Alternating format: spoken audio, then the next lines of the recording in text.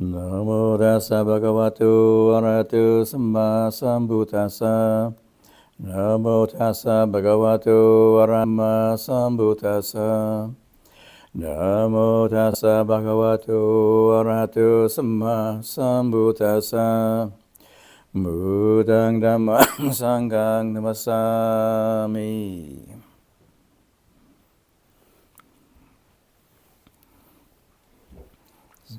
So this is the second session of the Rains Retreats 2025.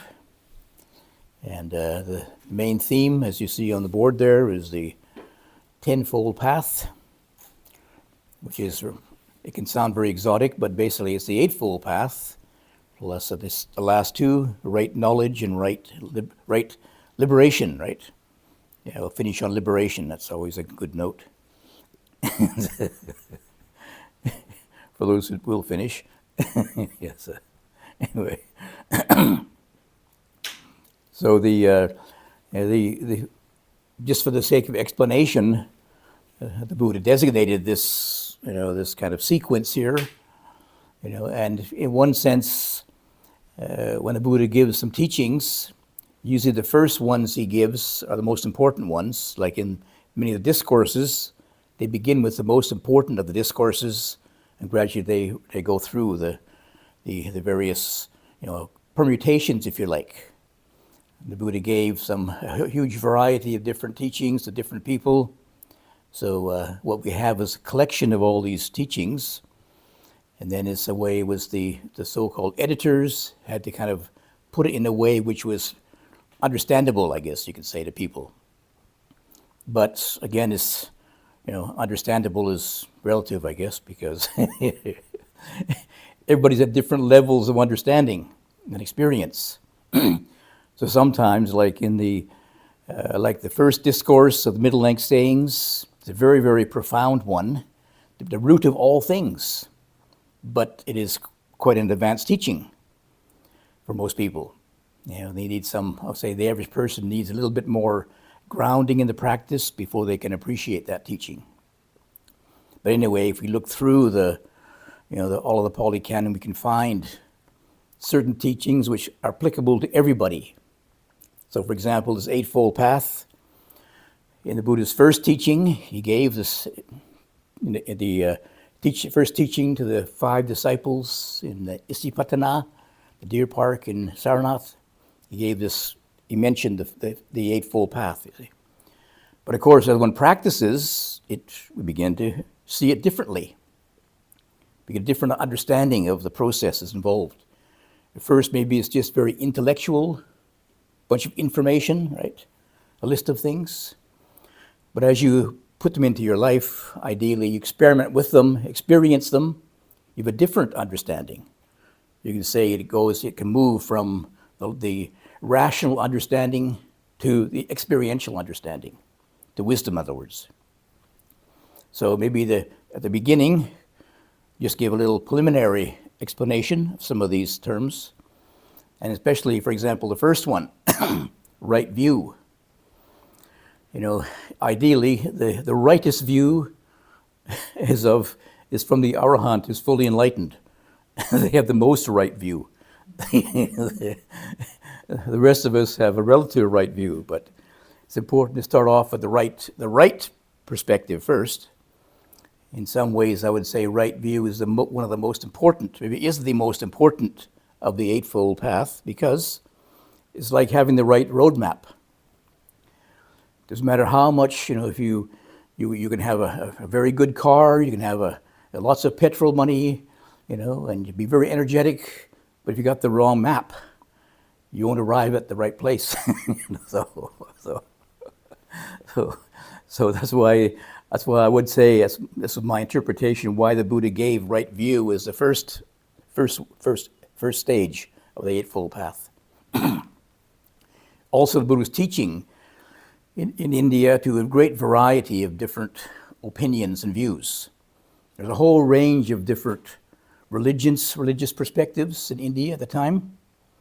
But the Buddha had his own unique enlightenment, awakening. So he saw things in a very unique way. And maybe we won't appreciate that till you're enlightened, but hopefully before.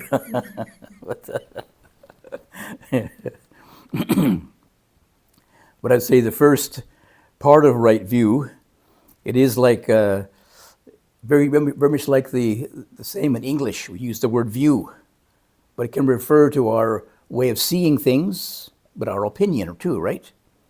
Our right views and opinions.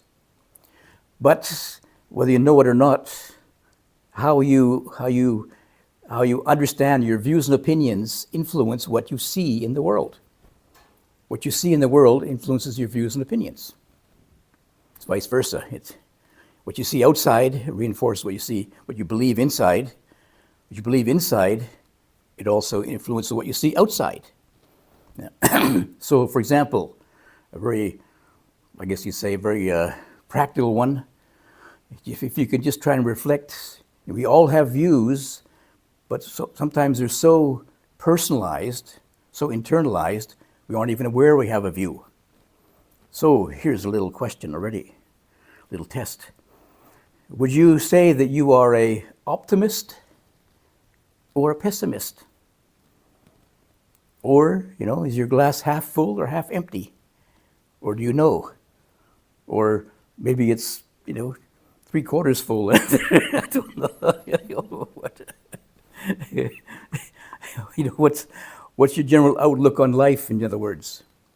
Do you see things quite positively? Or very critically and have a very negative approach to things? Do you know? You can keep it quiet. Don't need to expose your inner workings. But maybe more important from the point of view of the Buddhist teachings, do you believe in free will or are you a determinist? Do you believe that you have the free will to choose your destiny, your future? Or do you think it's all already determined? Your future's already spelled out for you. It's already determined. So just look in your palm and read your astrology chart and it's already fixed in the stars. Huh?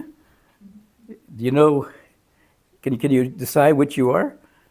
Or something in between, maybe?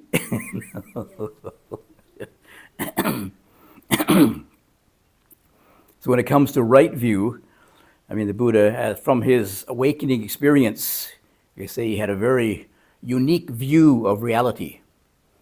And it was so unique that sometimes he had conflict with other religions, of course, because this is crazy, This was our belief before, and then Buddha was challenging it. But the Buddha was speaking from his own direct experience, and maybe it takes a little bit of faith or trust in the Buddha's insight, But ideally, he also gives us the tools to try it out, to find out, is he right or not? Don't just believe him. So there's two kinds of right view, like I said. There is, you can say, relative right view or mundane right view. Then there's the right view of the Arahant. They call the supramundane right view. Well, we'll just start off with the practical first. Huh? And the Buddha gave some specific guidelines what was right view. But to make it a very short summary, I would say it's acknowledging the process of causality, of cause and effect. There is a cause for things, and then there's a result of our actions. That's just a very, very basic one. 3 views that he was really critical of, he said is not very helpful for spiritual practice. One was that we are totally controlled by some external power. And maybe you can recognize, like the theistic religions, they, everything is to the will of God or something, Yeah? So the Buddha said, well, if you believe in that, what can you do? You're just a pawn in a greater power. You're a servant of the greater reality. It can be peaceful sometimes to know somebody's looking after you, but it undermines the ability to act in a skillful way. The second one was to believe that everything is already predetermined. And whether we know this or not, there's a lot of underground belief in this in the Buddhist tradition. Usually when something happens, people say, oh, it's just my karma. Oh, really? So you already believe you're already fated, your karma's already fated you to get this result. Huh? Whereas the Buddha said, the results of karma are incomprehensible because, we're acting all the time. How do you know the result of every single action you do? Impossible. And, some actions we do, if we do skillful actions, they counter the effects of unskillful actions. That's the kind of, that's part of the principle of causality, ethical or moral causality. Maybe we have done something which is unskillful.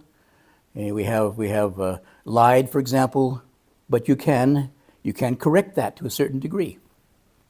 You can do some skillful actions like apologize and correct your action. Speak truthfully. Say, oh, excuse me, what I said the other day was not correct. Of course, our ego doesn't want us to be so humble usually, so we got to lie to cover up the first lie, and then before you know it, oops, you're down a slippery slope, you see. But the Buddha said it was very auspicious that you can acknowledge your mistakes, that you can acknowledge it and make amends then. You can change it then, you see. Okay, there will still be some results of that previous action, but the results are much lessened, much reduced. If you told some particular lie, for example, and then later it's found out that you were lying, it's even worse, isn't it? You say, oh, sorry, it was a mistake. I made a mistake there.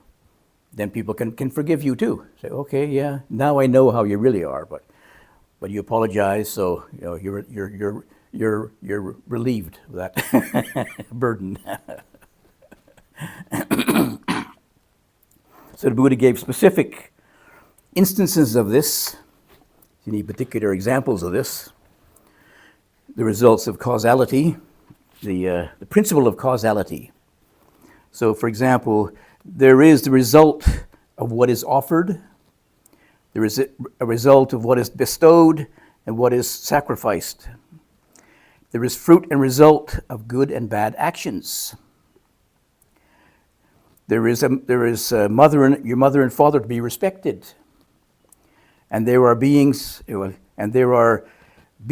the world who are practicing rightly. Ideally you can recognize that, for example, there are like Buddhas around who was a Buddha in our historical period who is practicing rightly. So you can have confidence in them. There are also those who don't practice rightly, so you have to be a little bit careful, a little bit not critical so much as you have to be very careful what you accept, what you believe in, you see, what advice you accept. And the Buddha also, he pointed out that he himself, he believed in the function of the effectiveness of doing something. He believed in causality, and then for overcoming defilements, and he believed in the results of good actions. This is what we call kamma vipaka, or karma and result, you see. You can probably recognize there are philosophies around that don't accept that. The third one the Buddha criticized was that everything just happens by mistake, by accident. I remember when I first came across this principle of karma. We explained it was using the Sanskrit word karma, and it was something new in the West at that time. And it was always the definition. I think maybe even still today, the definition in the dictionary is more to do with vipaka, result. Karma means the results of your previous action.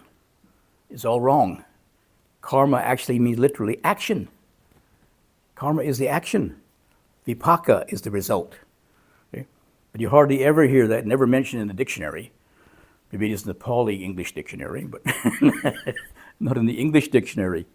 so it was always explained, as I read it, as karma is the fate, the result of your previous actions. But it's not. Karma is the action you do. And then this action you do has a potential result. See? Only potential. Because sometimes it's not very powerful, not very effective, so it just fades out. Other times you can do, if you recognize that action as being unskillful, you can do something to change it. And then, okay, there's still a little bit of residue of result, but the severity of it is lessened.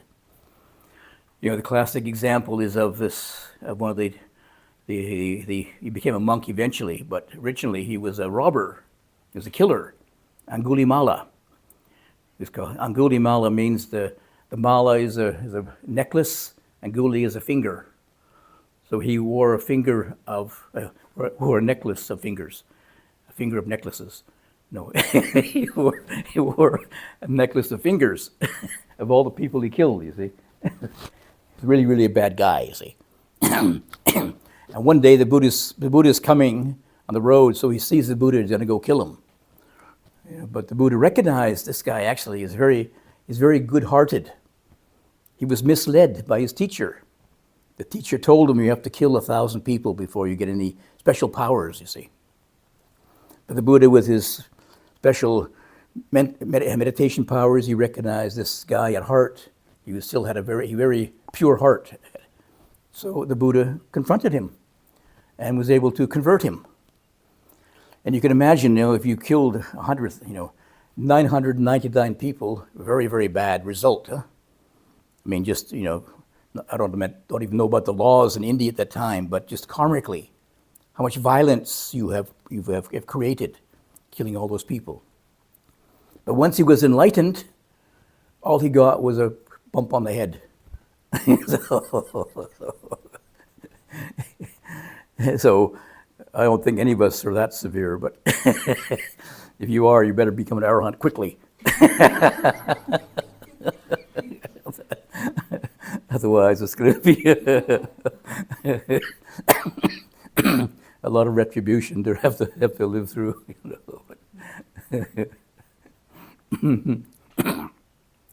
But the whole principle of causality is fundamental to spiritual practice. I would say to all spiritual practice, but specifically Buddhist spiritual practice. Because the Buddha emphasizes the importance of we can do something to change our situation. The Buddha doesn't believe in free will. We're not totally free to decide our future, because we do have conditions.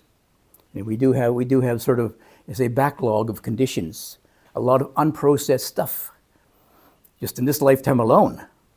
And if I think about, I didn't even meditate till I was in my 20s. I can't think what I did before that. No, I certainly can't talk about it, not in public. No.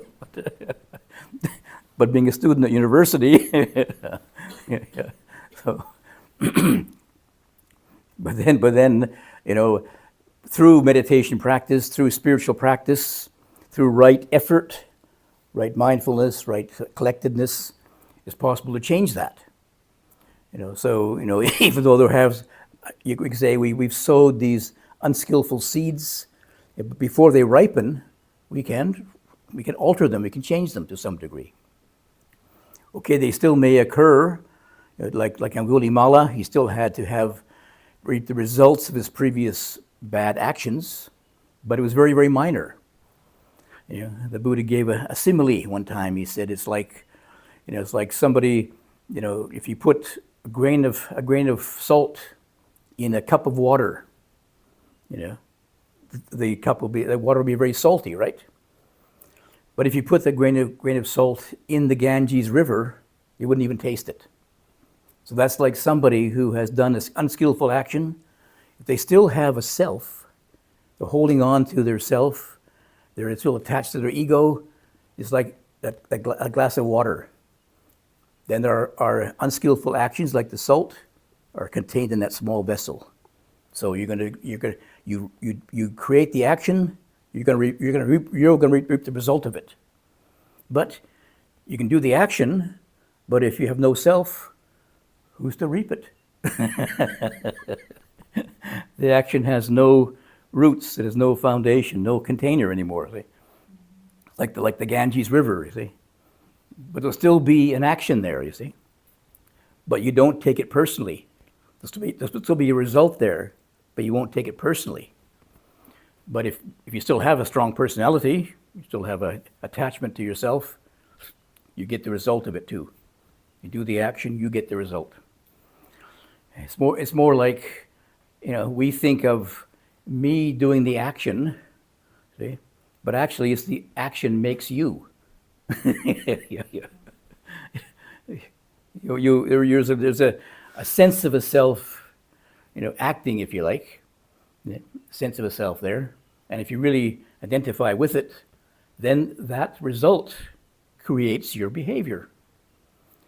Just like your view of things. If you have a certain view of a reality, you're an optimist, for example, or a pessimist, and you act in that way, then that world reflects in your how you respond to it, and what you see, how you live your life.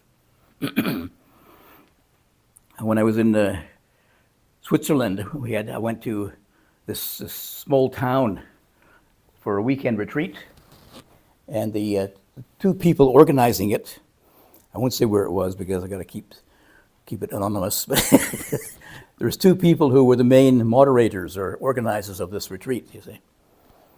And it turns out, by talking to them, both of them had been to Burma. That's how they came across Buddhism. They're traveling to the east, went to Burma, and saw all the temples there, and they asked about Buddhism, and they got very interested in Buddhism and meditation practice. And then they came back to Switzerland and tried to keep it going again. But they're telling me their experiences there. And the one woman was telling me she went in Burma, and it was a really horrible experience. The food was terrible. It was hot, mosquitoes, dusty, and people were very unfriendly. And okay, I talked to the next lady, and it was a wonderful experience. Yeah, the sun was shining. The people are so friendly. The food was delicious. I said, wait a minute, did you go to the same country? But then over the days, I began to get to know them, their personality, and I realized the one who had a horrible time, she was a pessimist, basically. She was very negative. She was very critical all the time. She was hardly ever smiling, Where the other one was an optimist. She was always smiling. Whenever she came into the room, the sun came out. I was just thinking as I came down here, this person, the optimist, I think she could go and take a trip to the hell realms and still have a good time,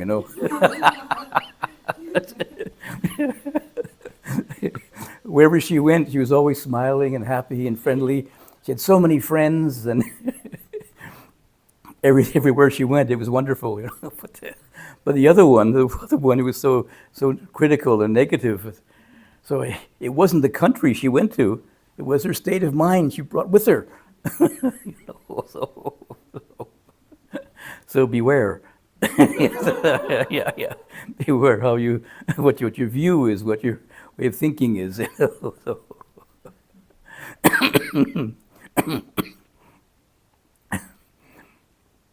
So when it comes to right view, what the Buddha is pointing at is, rather than, it can seem sometimes, especially in the beginning, that, okay, I believe that if I do skillful actions, I'll get some skillful results. If I have some faith or confidence in the Buddha, I can practice this practice, but maybe in the beginning, you don't see any results. But some of you have heard, one of the stories of Ajahn Chah, one of the Western monks was there, and it was quite for some people, it was very, very hard to change from our comfortable Western lifestyle to the very simple life in Northeast Thailand in the monastery. Getting up in the morning, sleeping on a hard a hard surface, and one meal a day, and all this work and hots and mosquitoes, and then so this monk said to Ajahn Chah, he said, just he was very, I guess you could say, his giving his perspective. He said, "We're supposed to come here for the reduction of suffering, right? I think I'm suffering more." So Ajahn Chah says, "Yeah, this is the suffering to overcome suffering."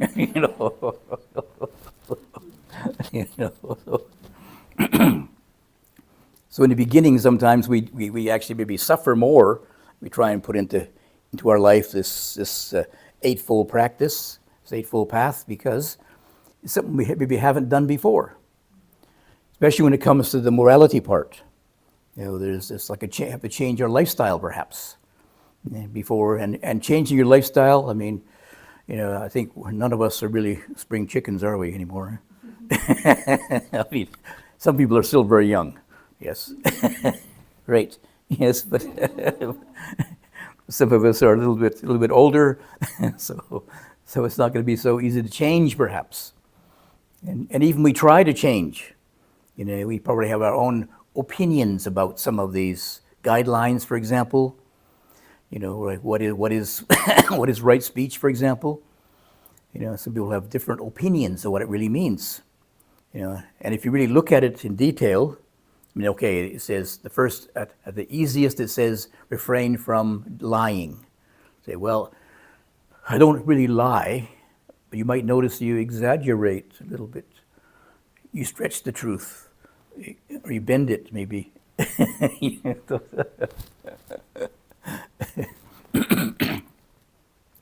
But again, it's part of our way of being, part of our way of understanding reality, so we don't even notice it. So it can be helpful to have this particular standard that we can kind of measure up against, we can reflect upon, contemplate, and these especially the guidelines, the precepts, for example. I would say they aren't just there to kind of put you in a straitjacket. They're to be contemplated, because this is how you find out about yourself. You're refraining from lying. How truthful can you be? With other people, how about yourself? Can you really be honest with yourself and be able to acknowledge your limitations, your weaknesses, and when you step outside the bounds of skillfulness? Can you really acknowledge that? Or, well, good enough, maybe.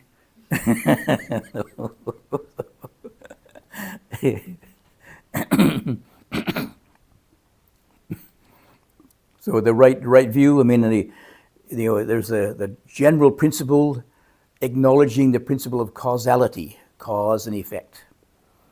Or I can say when it applies to action and result. So our actions give a result.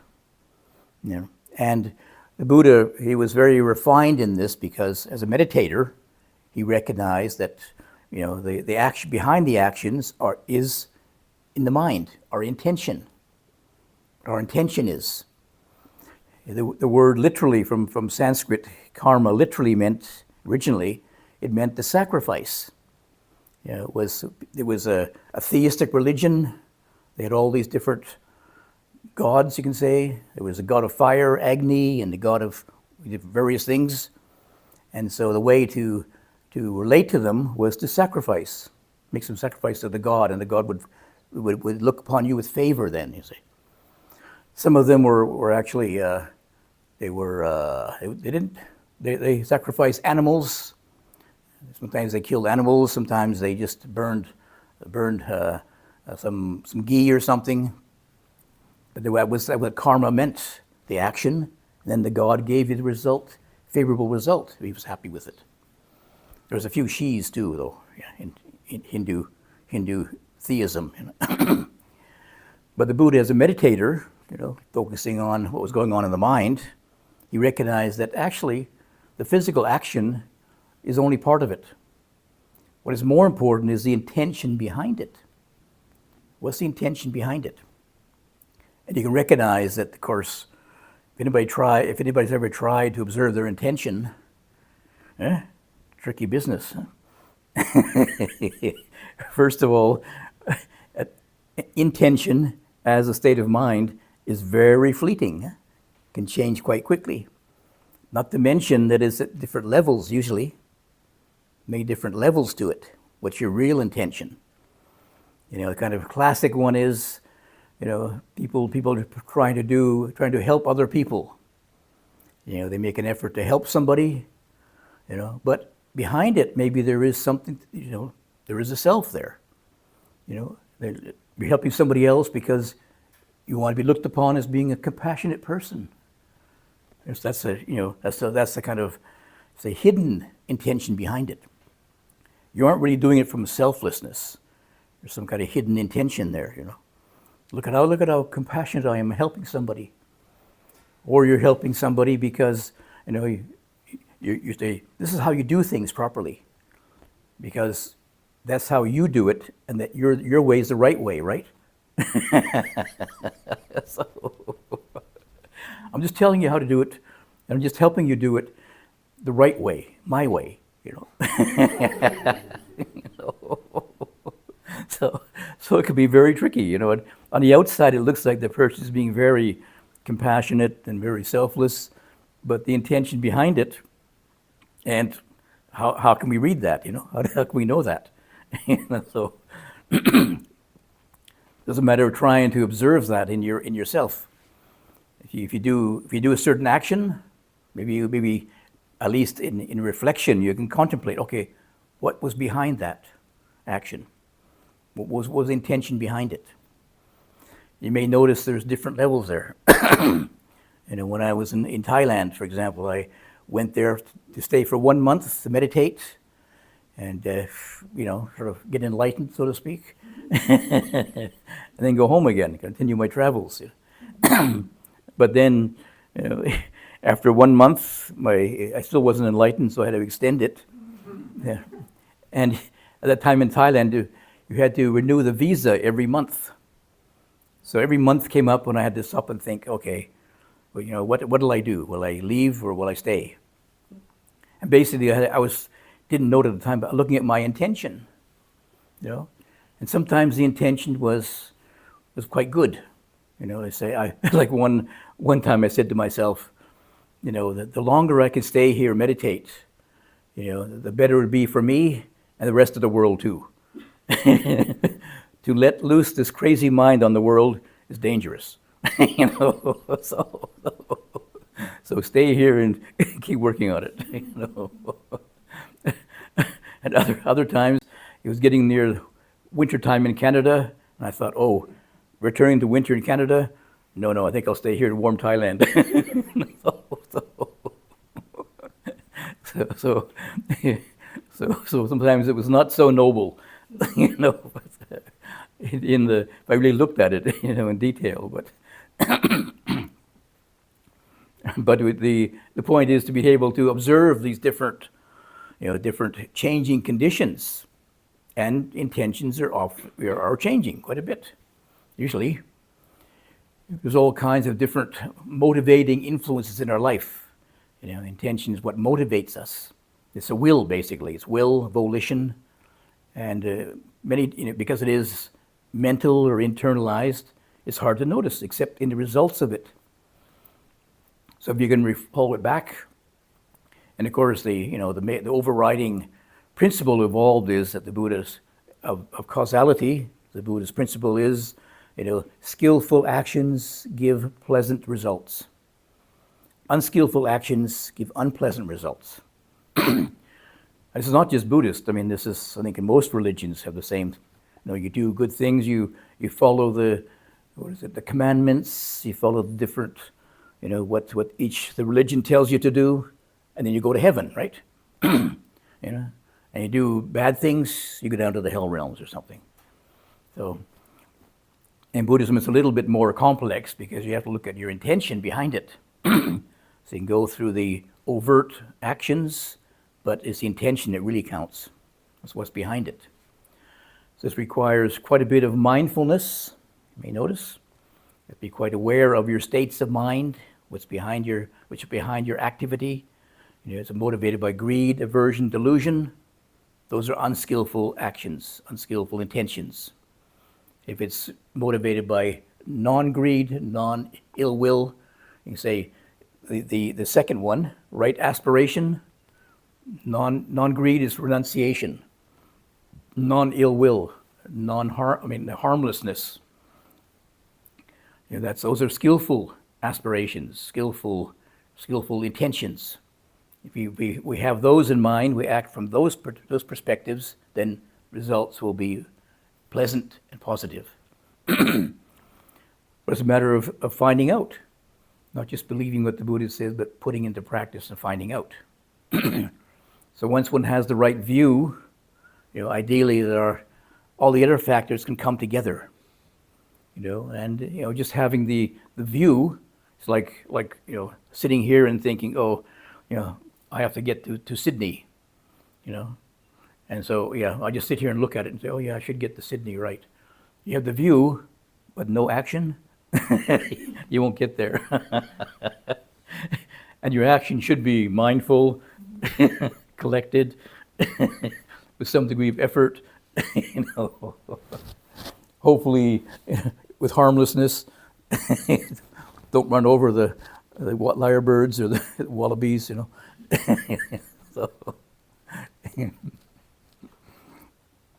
when all those factors come together, then it gives as the right knowledge arises, and then the right liberation. You can say when all these factors come together, they have to kind of coalesce, because it is a comprehensive teaching.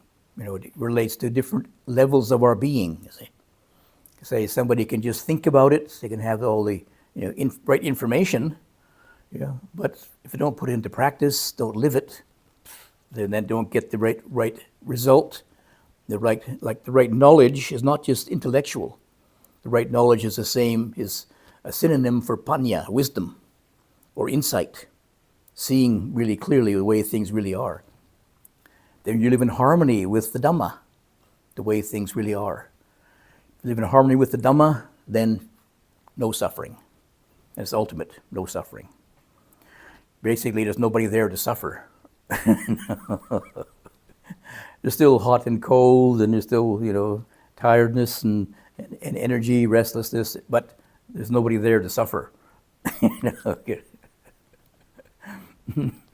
But, it's a matter of putting into practice, because this relates to our own states of mind, our own actions.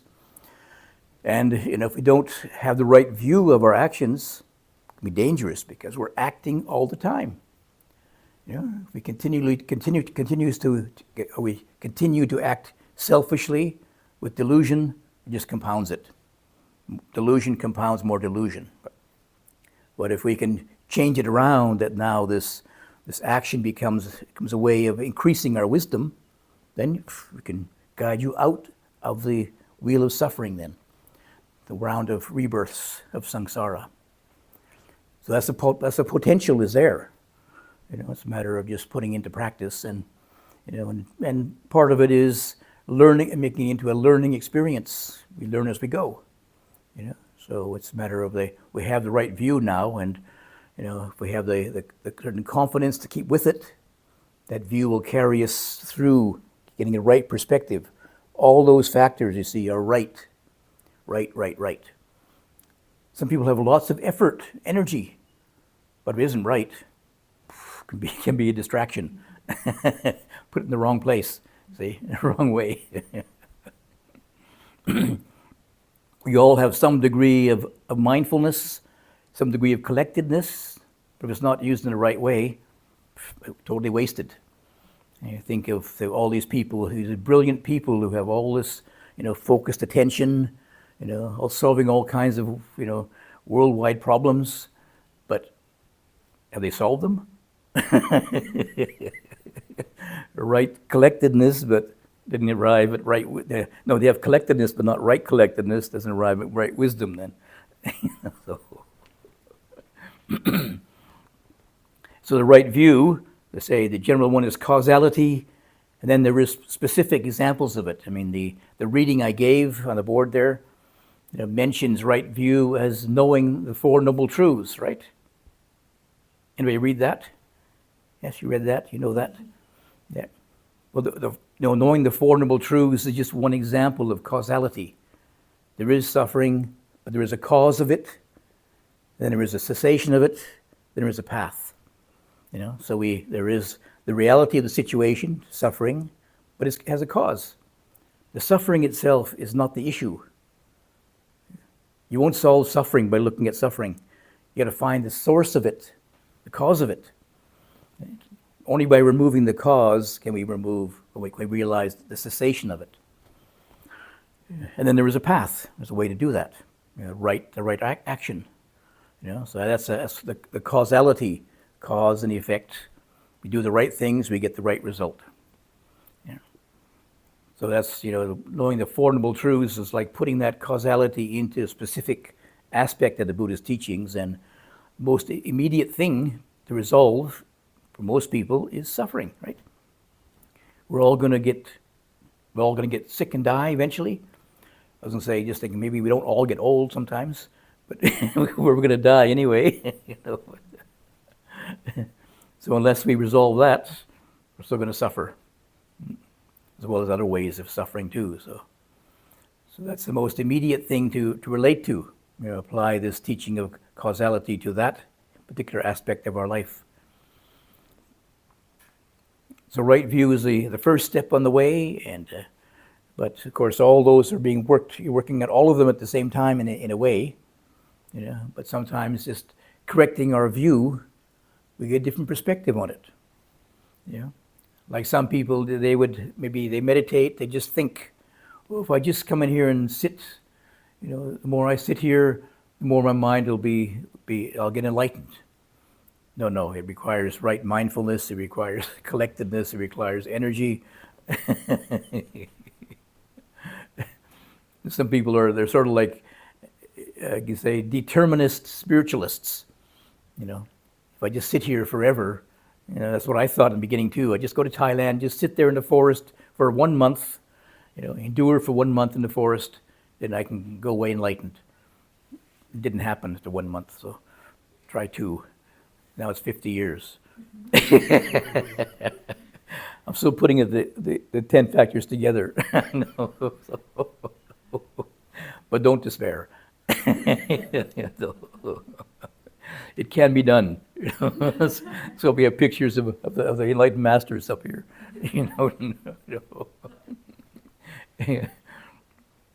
Having somebody like Ajahn Chah, living with him was really a positive example. He was somebody because, especially he was from Thailand. So first you thought, oh, this can only happen to Thai people, because then you hear stories in Thailand about many different ajahns, practice there, and many of them, they say many of them are enlightened, many enlightened masters, because there is so many good conditions, if you were on the verge, if you were in some kind of heaven realm or something or other, and then you were getting close to getting enlightened, well, to get born in Canada, no, you missed the boat. Because there's no monasteries there, there's no teachers there, So, but if you get born in Thailand, there's always the right conditions there, you see. I think sometimes I was born in the wrong place, I'm not your normal size Canadian, you see. And I like warm weather, but anyway, so there must be something in my past lives that kind of maybe I kicked a Canadian or something in a past life. I gotta reap the result of it.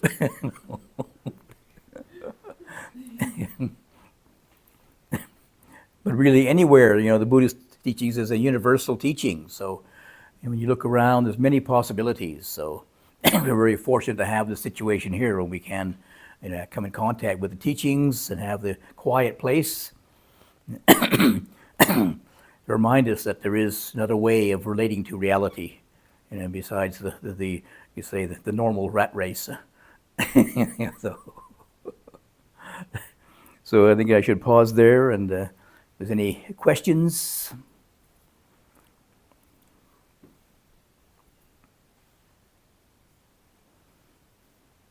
Takes a while to absorb, huh? So many questions. Where do you start? Just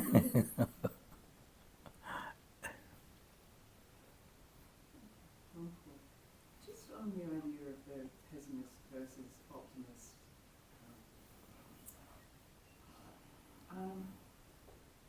often as Buddhists we're accused of being pessimistic. Certainly I have been by my family. But then I come out with, oh no, but ultimately it's, it's very optimistic because of the way I was suffering. But, you do spend a lot of time walking around going, oh well, that's going to end. That can't come to any good. And in the world, there is this kind of view that you should always look on the bright side, expect the best, speak as though the best will happen. And you can find people don't often like it if you express what you see as people or the truth of the situation. But being that we become what we think, it feels disingenuous to me to say, oh, it's great, it feels good, it's going to be, when I don't actually feel those things. Is that in fact what we should be doing? I don't know what I'm saying. Well, it doesn't sound very truthful, does it? Yeah. I mean, I think, I noticed, for example, I've lived a long time in Thailand, and they have a very different approach to death there, you see. And at the monastery, Wat Nanachat, was a cremation monastery. So we had to do cremation ceremonies, not so often, but occasionally. And I was visiting my family in Canada one time, and my brother was getting married. I think it was my brother. I missed all of their weddings, my siblings, But anyway, so my mother said to me one day, "Oh, you're a monk. You can do marriages, right?" And I said, "No, we don't do marriages." She said, "What do you do?" I said, "Funerals." And she said, "Oh, how morbid, how terrible." I said, "Actually, it's not. It's not morbid." And then I began to notice the Western attitude to death. It's a very, very negative thing, and everybody's in tears, and they're dressed in black, and it's all very. But in Thailand, it was almost like a it's a sad affair because you won't see the person again. But then it's really you're free of this body. We'll meet again in heaven realm. It's not quite joyous, but it's not a real downer. It's not really depressing. It's sort of down to earth. Of course, we're all going to die, actually. And the more you deny it, the more deluded you'll be. And then, of course, we die when we're at our weakest. So if you're denying death, and then it comes on you when you're at your weakest, you're really dead. I mean, it's really miserable. It's really, But if you can acknowledge, you can reflect upon it. Yes, passing away. Yes. And ideally when it comes, then no big surprise. How can it be different? Yeah. There was one of my teachers in Thailand. He also had a bit of he had a special insight into the Dhamma at an early age. And then his grandmother passed away, and he just refused to cry. And they said, "You got a black heart." He said, "No, I'll be joining her one day too." He said, "I'll meet her somewhere else." So what's the big deal?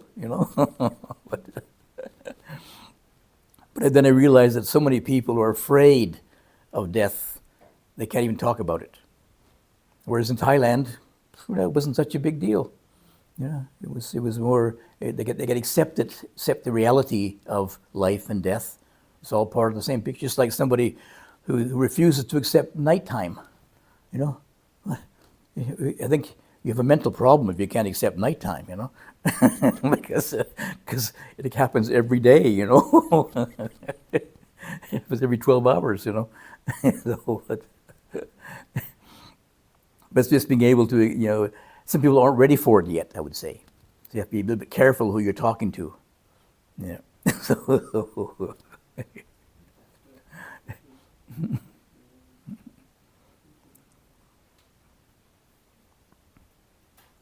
I'd like to ask, in terms of white lies, what should I do on that? Because in my view, if I tell the truth, the person only hurts once. If I tell a lie, that person will hurt many times. But my girlfriends, they would ask me, do I look pretty in this? Do I look fat in this? As girls do. And I will always tell the truth. But you don't have many friends anymore. Ended up crying. Yeah, and yeah. I felt very guilty for causing her to suffer. Mm-hmm. So, what did I do the right thing or did I do the wrong thing? Maybe you can be more diplomatic. You can say, do you really want the truth, or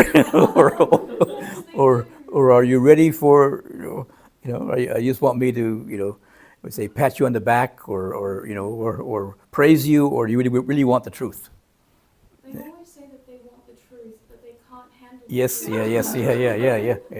yeah. And in turn, I've actually caused one of my friends to cry. Mm-hmm. And Mm-hmm. I told the truth with good intention, Yeah. but I still caused her to suffer. Mm-hmm. Yeah, it's very tricky talk relating to different people. You see, some people aren't ready for it yet. And I know somebody who was a nurse, and they were saying that in their job, people asked them, how am I doing, and they aren't leaving this hospital. But if you tell them straight, well, sorry lady, sorry ma'am, but you're going to die tomorrow. She might have a heart attack and die right then. You see, so you got to be, if you can't be diplomatic, if you really can't, there's no way out of it. Maybe you can put it in a way that not so extreme, that you can say, well, could get better, it could be, or if you really have to, you have to be very conscious. Okay, now I'm telling a white lie. Okay? You have to be conscious of it, fully conscious, and not fool yourself that you're not doing that. You see, so fully honor the fact that you have to tell them a white lie, and okay, now maybe then you have to go in front of the Buddha and apologize. Reaffirm the 5 precepts again. Yes. Yeah. But it's very hard to be diplomatic with people, because you have to. Everybody's at different levels of understanding. Different, maybe they ask you something. What do you think?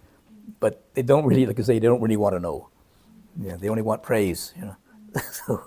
But some people you might recognize, they have, you can say, a fragile ego, so they need a bit propping up.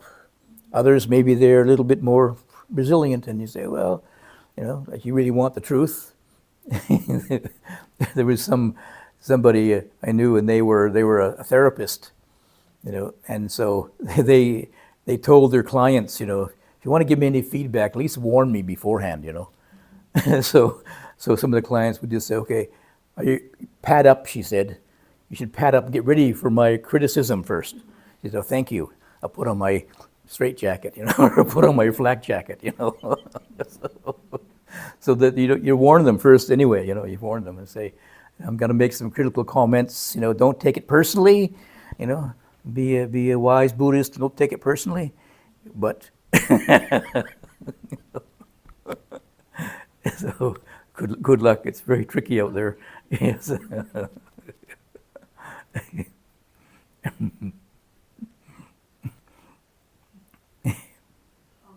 While practicing the Tenfold path, it helps us eliminate our rebirth,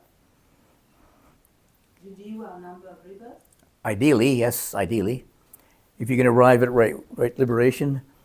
Well, even without that, I think, these are all very skillful, wholesome things, you see. So the more that we can develop them, the more skillful we'll be in the future too. Like when we change our experience, we change our view, we have different understanding of things, and so it all kind of accumulates. It's like somebody going to school, learning their, their lessons, starting off in the beginning. But the more lessons they learn, the more they can understand, and the more they can, can create a wider view of reality, more in harmony with reality. Then, so in the beginning, it's more like accumulating these skillful qualities, and then sometimes they come all together. Sometimes when we aren't even aware of it. Sometimes they all come together, and then there's very great moments of clarity and a moment of liberation, maybe a moment, and then you're pulled back down again. Okay, back to the beginning, back to right view, back to the breath. It doesn't seem like impermanent. There's some day in my practice I feel so light, so happy, but the day is so hazy and depressed. Mm-hmm. And then that doesn't last very long, and then it changes again. Yes. Yep. Well, the more that we begin to live in harmony with these qualities, the more that'll be, continued. It'll be our place of abiding. Then, you see.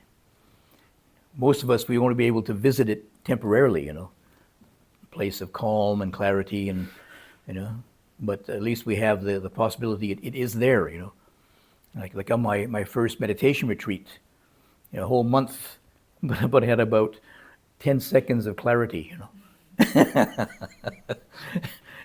about 10 days of craziness, but then when I got some perspective on it, I was away for a year from that retreat, then I recognized, this was significant, because the first time in my whole life that the mind actually stopped. Before, the mind was just buzzing all the time. I thought that was reality. The busy mind, blah, blah, blah. But that experience, the mind stopped. And I wasn't dead, And everything was so silent and clear. It is possible. It didn't last long. The old habits came back again, but then later I recognized, that is one of the most meaningful experiences in my whole life. So I'll try and get back to there. I'm still trying. Sometimes it works. Sometimes it's getting more often anyway. It's happening more often. Yeah. But maybe not the same experience. No, not the same. That's what people get fooled by. I wanted to replicate that, repeat that. But it never happened again like that, you see. But it happened differently, Like it was really just a moment of collectedness, of samadhi. The mind came together, But there wasn't much mindfulness there. I couldn't reflect upon it, So when other factors came in there, then it was similar, but you can say more grounded, more centered, more grounded, more had more life to it. See? So it could continue for longer sometimes.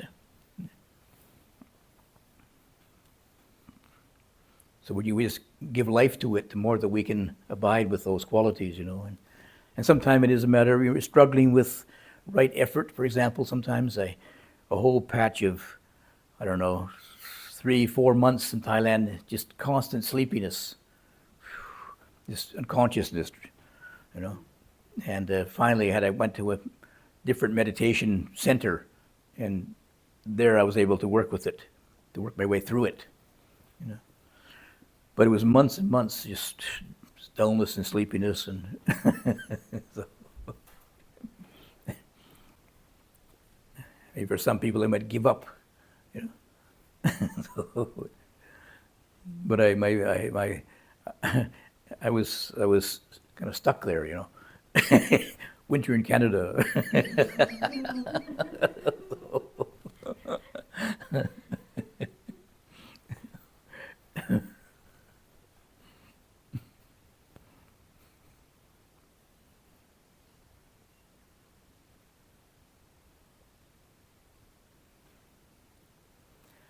So any more questions?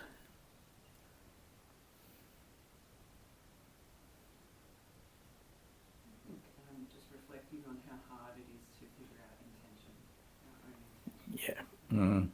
That's a real. It's a matter of, it's like it's a, it's a part of us, but it's so deeply inside, so deeply part of our, it's like the well springs of our motivation, of what motivates us in life. So it's so deep ingrained in us, it's hard to notice. But if you follow back the results of it, sometimes you just reflect, you just notice, I did something like that, what's behind it? Gradually begin to kind of clear begins to clear up a little bit.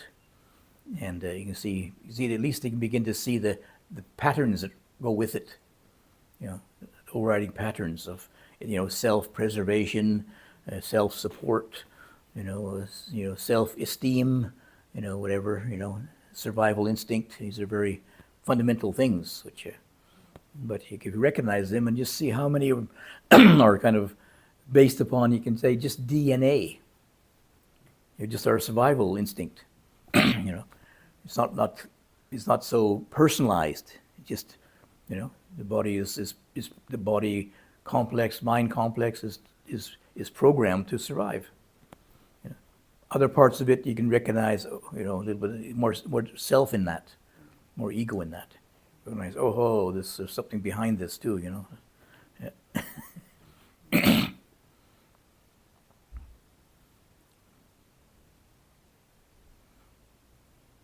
They say the arahant, apparently they don't fear death even, They've gone beyond their death survival instinct. They say. Yes, yeah. But don't go beyond that too early, yeah.